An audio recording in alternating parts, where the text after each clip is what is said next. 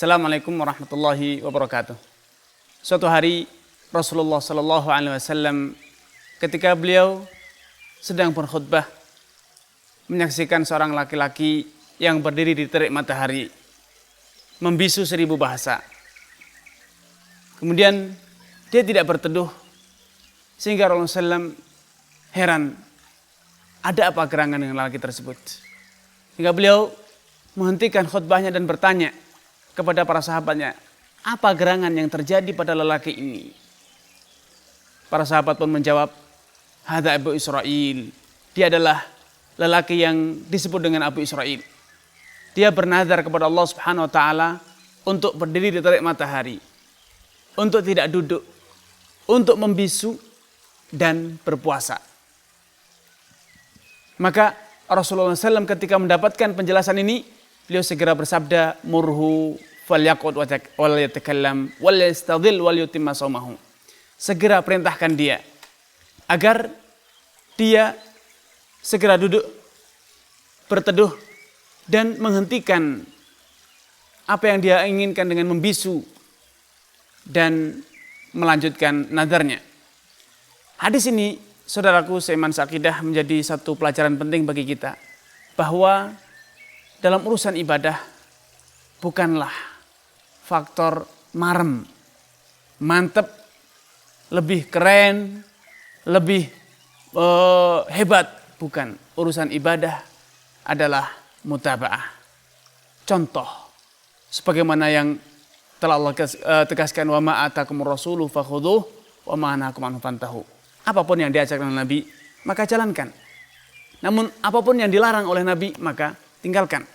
Sehingga kalau suatu ibadah tidak pernah dicontohkan oleh Nabi, walau terasa lebih mantep, lebih semarak, nuansanya lebih bernuansa ibadah, religius atau apapun, namun selama tidak ada contohnya dari Nabi SAW, tidak diterima, tidak akan dibenarkan. Karena Abu Israil, walaupun dia berpuasa agar lebih terasa mantap, apa yang dia inginkan? Dia ingin puasanya lebih mantap dengan berdiri di bawah matahari, dengan tidak berteduh. Tentu puasanya lebih mantap, marem kata orang. Tapi ternyata oleh Nabi SAW tidak diterima. Diperintahkan Abu Israil untuk duduk, untuk berteduh.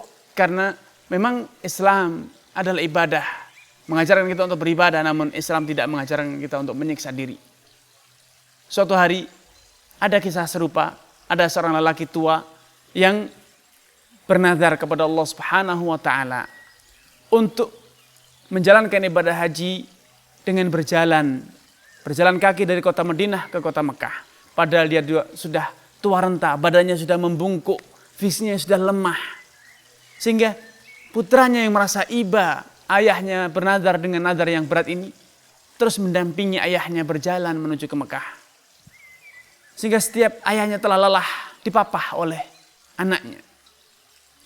Sehingga suatu di persimpangan jalan atau di satu perjalanan, Rasulullah SAW melintasi lelaki tua ini dan mengatakan, bertanya kepada putranya, apa yang terjadi pada ayahmu?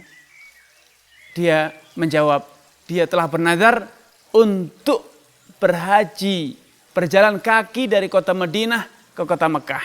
Dia tidak mau menunggang kuda atau menunggang unta. Maka Rasulullah SAW memberikan satu jawaban penting yang harus kita ilhami, kita pelajari. Nabi mengatakan, innallah la ghaniyun an ta'dzibi abika nafsahu. Allah Subhanahu wa taala tidak butuh terhadap sikap ayahmu yang menyiksa dirinya, membebani dirinya dengan sesuatu yang dia tidak kuasa lakukan. Murhu falyarkab wal yutimma hajah.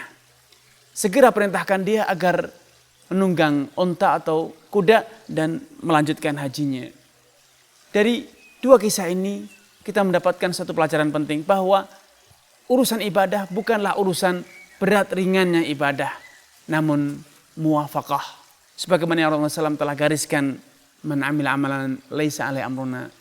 Barang siapa yang mengamalkan suatu amalan, namun sayang tidak ada contohnya dari kami, maka sebesar apapun, seberat apapun, sehebat apapun, semantap apapun, kalau itu tidak ada contohnya dari kami, tidak akan Allah terima.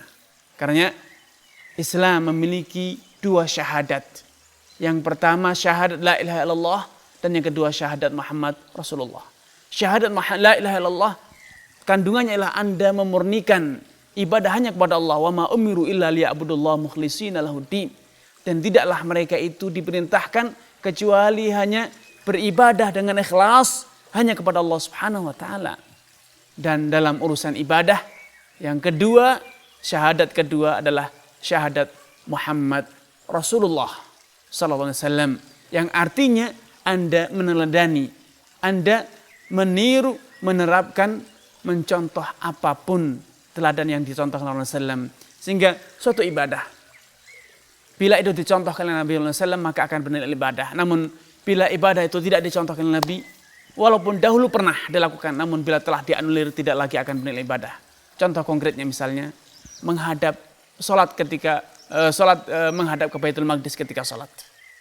Pada awal Islam, salat menghadap ke Baitul Maqdis itu bernilai ibadah. Karena itulah perintah Allah Subhanahu wa taala. Namun ketika Nabi SAW telah berhijrah ke kota Madinah, berlalu 16 bulan, turunlah perintah fawallu wujuhakum syatral Masjidil Haram. Palingkanlah wajahmu ke arah Masjidil Haram. Itulah kiblatmu. Sehingga sejak saat itu menghadap ke Baitul Maqdis tidak lagi bernilai ibadah, namun sudah menjadi tradisi semata, amal kebiasaan. Anda menghadap karena memang Anda sedang melakukan perjalanan ke sana, silahkan. Namun dijadikan sebagai ibadah, tidak. Anda sholat menghadap ke sana, tidak dibenarkan. Ketika Anda sholat ke sana, berarti Anda sholat tidak yastaqbilul kiblat, tidak menghadap ke kiblat, berarti sholat Anda ditolak oleh Allah Subhanahu wa taala, tidak akan diterima.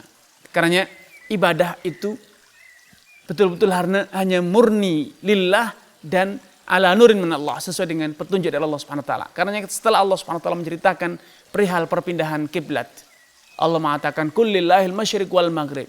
Urusan kalian diarahkan ke timur, ke barat atau kemana saja, sepenuhnya itu adalah perintah Allah Subhanahu wa taala. Hanya Allah lah yang memerintahkan Anda, maka Anda lah mematuhi perintah tersebut.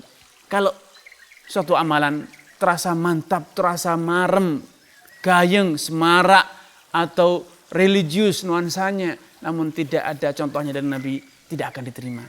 Contoh sederhana, saya yakin ketika Anda sholat subuh, Anda memiliki semangat yang menggebu-gebu untuk mendekatkan diri kepada Allah. Mungkin ketika Anda sujud, sedang Anda khusyuk, hati Anda betul-betul ingat Allah Subhanahu wa taala, mungkin mata Anda menangis meneteskan air mata. Namun apa boleh dibuat bila imam telah angkat kepalanya, Allahu Akbar, Anda suka atau tidak, Anda sedang khusyuk atau tidak, Anda harus mengikuti imam. Anda tidak boleh meneruskan sujud Anda. Ketika Anda meneruskan sujud Anda, walaupun Anda sedang khusyuk, sedang menangis, tidaklah diterima Allah Subhanahu wa taala. Anda harus segera bangkit untuk mengikuti imam. Rasulullah SAW telah menegaskan, innama ju'ilal imamu liyu'tamma bih. Artinya adanya imam itu adalah untuk dijadikan sebagai panutan. Fa idza kabbara fakabbiru. Bila imam telah mengucapkan takbir Allahu Akbar, Anda segera mengucapkan takbir. Ketika imam telah membaca alhamdulillah al-Fatihah, fa idza qara'a fa ansitu. Kalau dia telah membaca, maka dengarkan. Rasulullah SAW mengatakan fa idza raka'a farka'u. Bila imam telah rukuk, maka rukuklah. Tidak benar dengan alasan, oh saya bacaan suratnya belum selesai, salat imamnya bacanya pendek, saya ingin baca yang panjang. Tidak. Ketika Anda nekat, walau dengan alasan karena ingin menyelesaikan bacaan, Anda membaca surat An-Naba, sedangkan imamnya membaca surat An-Nas. Tentu secara logika membaca surat An-Naba lebih panjang, lebih utama. Namun apa boleh dikata, bila imamnya telah ruku, Anda harus mengikuti imam. Demikianlah tuntunan Nabi. Tidak boleh Anda merekayasa, kita hanya menuruti standar mantep, marem, gayeng, atau kata orang Jawa, atau mungkin lebih religius, lebih khusyuk, lebih mantap. Tidak, standarnya hanya ada satu, yaitu mutabah. Demikianlah tuntunannya. Karena marilah kita terus pelajari, terus kita tumbuhkan semangat pada diri kita untuk bisa semakin menyesuaikan diri, menjadikan Nabi SAW sebagai uswah. Laqad kana lakum fi Rasulillah uswatun hasanatun liman kana yarjullaha yaumil akhir. Sungguh pada diri Rasulullah SAW terdapat uswah, teladan yang sangat indah bagi orang-orang yang benar-benar mengharapkan kehidupan pahala dari Allah Subhanahu wa taala dan kehidupan di hari akhir. Karenanya saya akan katakan, izinkan saya berkata, bila Anda benar-benar mengharapkan pahala dari Allah. Bila Anda mengharapkan keridhaan Allah Subhanahu wa taala dan sukses di hidup di hari akhir, maka seperti kata Allah, laqad kana lakum fi Rasulillah. Teladanilah Rasulullah SAW, niscaya Anda akan mendapatkan keridhaan Allah dan juga sukses di akhirat. Wassalamualaikum warahmatullahi wabarakatuh.